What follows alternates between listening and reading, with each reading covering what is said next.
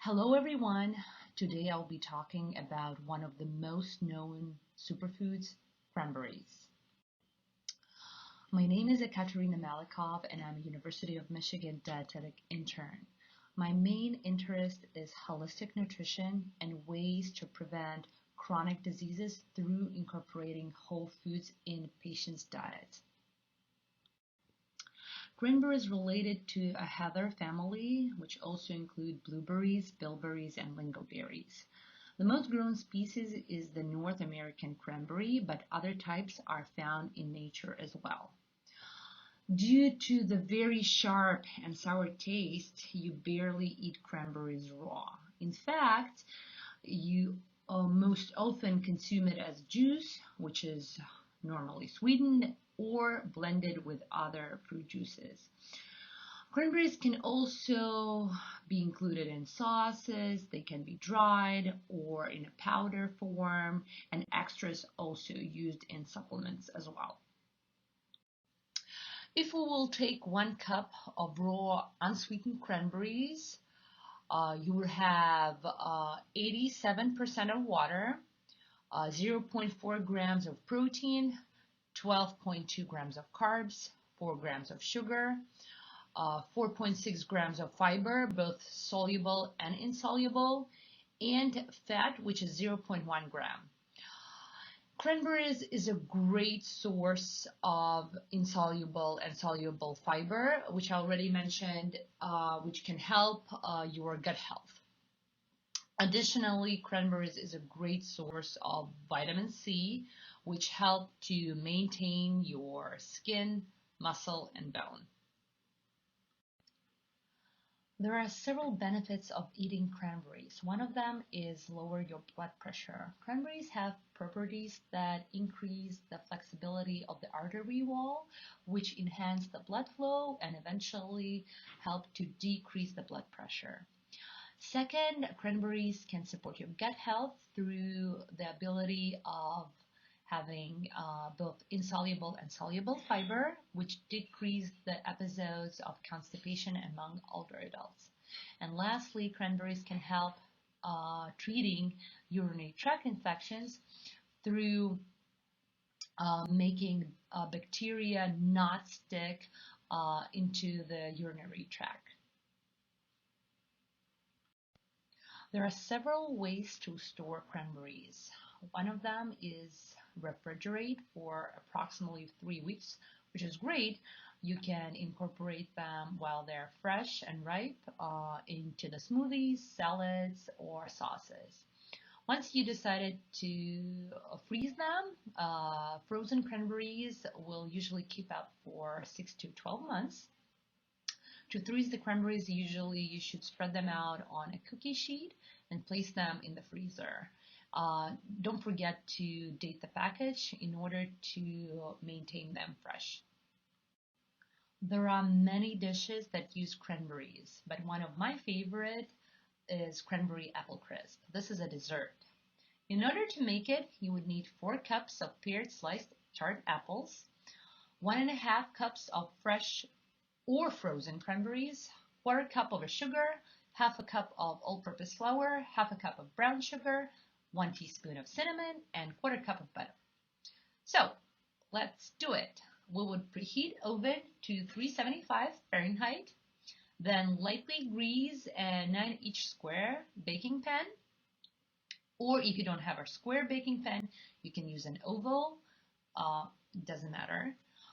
Then you would layer apples and cranberries in a pan, sprinkling with sugar as your layer. In order to make a topping, you would mix flour, brown sugar, and cinnamon, and then you would work in butter until lightly and crumbly. Use your fingers in order to make the mixture. Then after making the topping, you would sprinkle it evenly over apples and cranberries. And then you would bake for 45 minutes or until apples are tender. And this is my favorite cranberry recipe called cranberry glazed carrots. So in order to make it, you would need 2 cups of thinly sliced carrots, 2 tablespoons of bottled light raspberry or cranberry vinegar dressing, have a cup of canned whole cranberry sauce, and a quarter cup of chopped toast pecans.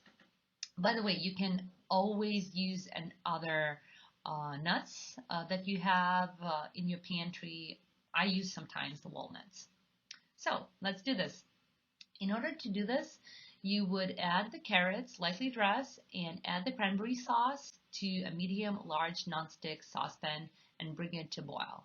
By the way, I forget to mention that try to use unsweetened cranberry sauce. Then you would reduce the heat to a medium-low and cover the pan.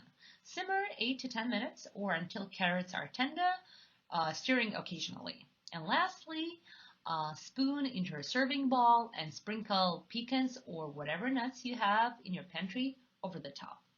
Thank you for listening to my presentation, and I really hope you would enjoy incorporating cranberries into your everyday diet. Hello, and welcome to this presentation on the amazing and magnificent ginger. Humanity has maintained a love affair with this plant for thousands of years. From its qualities as a healer to its unique culinary versatility, this special superfood gives us plenty to root for. But first, a little bit about me, your host. My name is Emily Copeland. I recently graduated with my master's degree from the University of Michigan's School of Public Health. I'm currently completing my clinical rotations as a dietetic intern to become a registered dietitian. Sports and cooking have been lifelong passions of mine.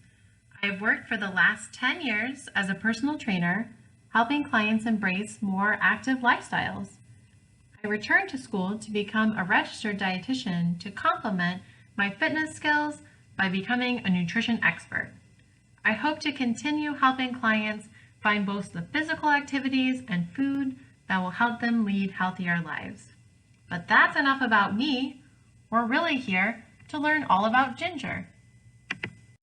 Today we're going to take a deep dive into the history of ginger, how it's cultivated and harvested, its medicinal uses, how it tastes, and finally its culinary uses.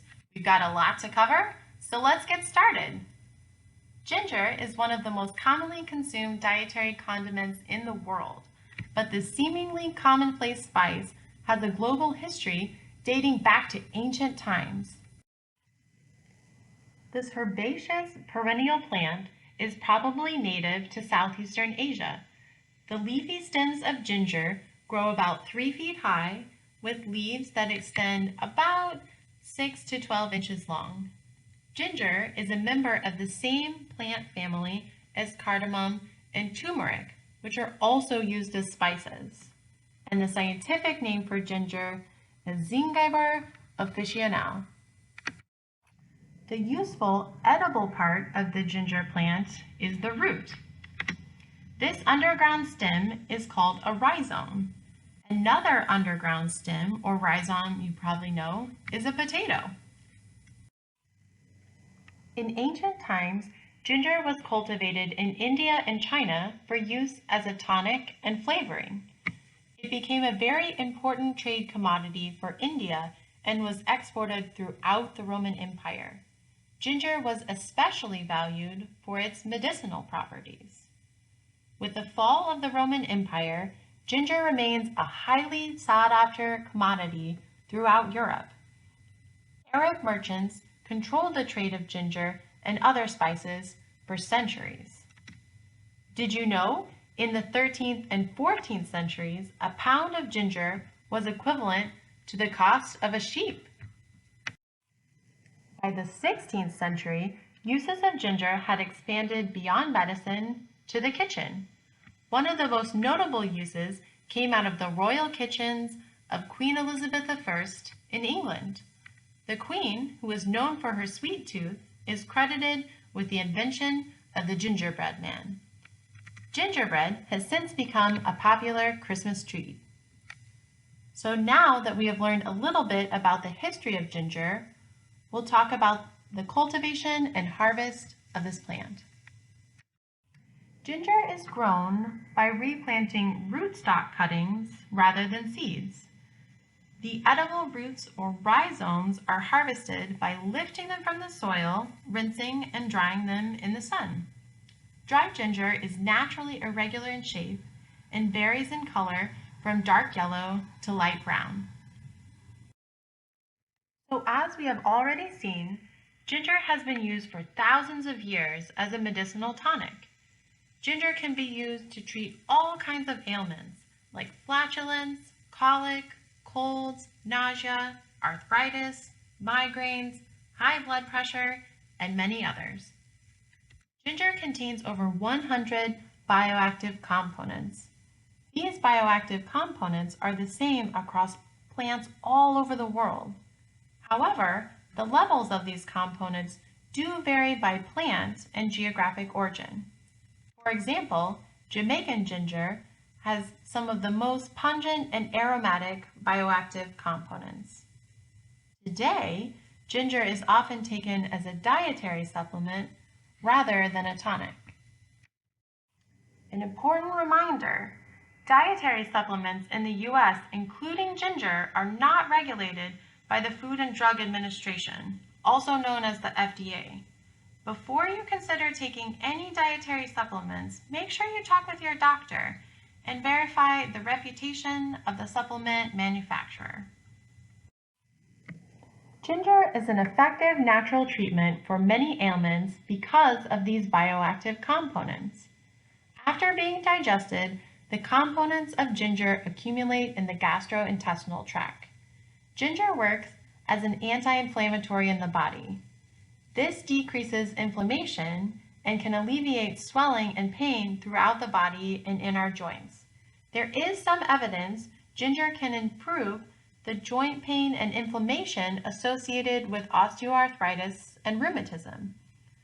Ginger also serves as a powerful antioxidant protecting our cells and our DNA. Because of this quality, ginger has been studied as a prevention and treatment method for cancer. Evidence suggests that it does this by preventing and suppressing cancer cell growth. Some evidence also supports ginger's protective role for the heart. But as we discussed before, talk with your doctor or your pharmacist before taking ginger or other dietary supplements, since they could interfere with the medications you're already taking. Be mindful of mixing ginger supplements and anticoagulant drugs like warfarin. The most common and well-established use of ginger is probably as a treatment for nausea and vomiting. This may be explained, as we said, by the fact that ginger accumulates in the gut after digestion. One study found ginger to be superior to the over-the-counter medication Dramamine in treating motion sickness.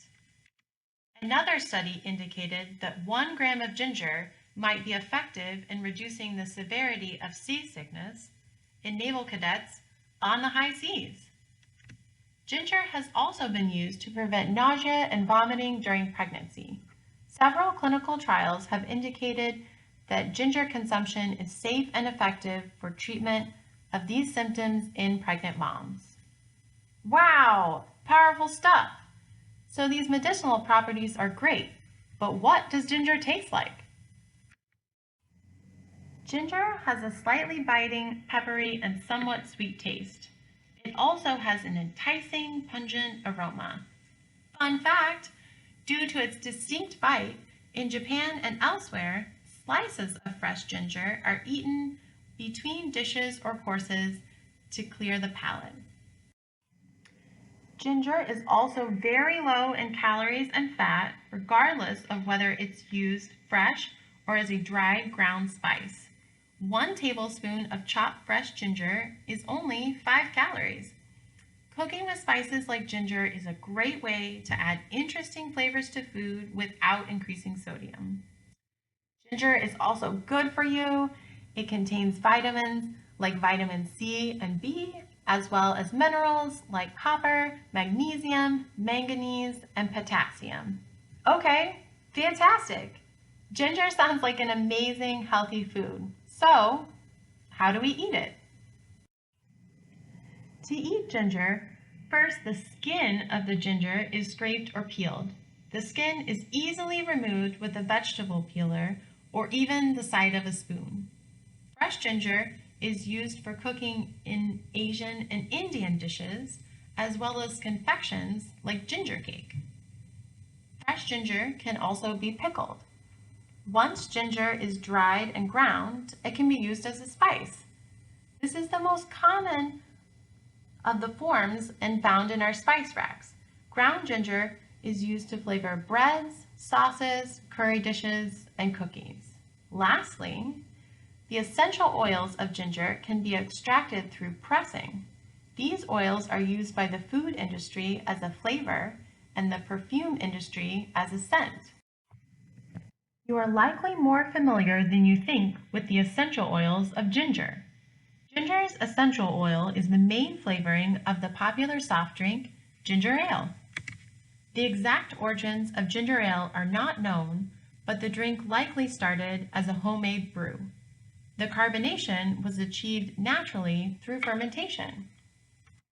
Pharmacist John J. McLaughlin started brewing ginger ale in 1890. He patented Canada Dry in 1904. Canada Dry stood out for its more sophisticated carbonation and its dry taste. Some attribute prohibition with the lasting popularity of ginger ale in the U.S. Legend has it that ginger ale was the perfect dry soft drink to mask the powerful flavors of the bootleg liquors sold at speakeasies and parties in the 1920s. Wow! Who would have guessed that such an incredible edible root would have such a rich and versatile history? To wrap up our presentation, I have a couple of ginger recipe ideas to share with you. Both feature fresh ginger.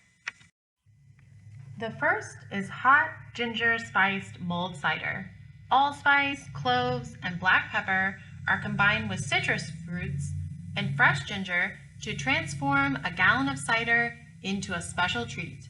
This drink is perfect for a warm-up on a cold winter day. The second recipe offers a unique twist on a cranberry classic. This cran apple chutney features both fresh and crystallized ginger.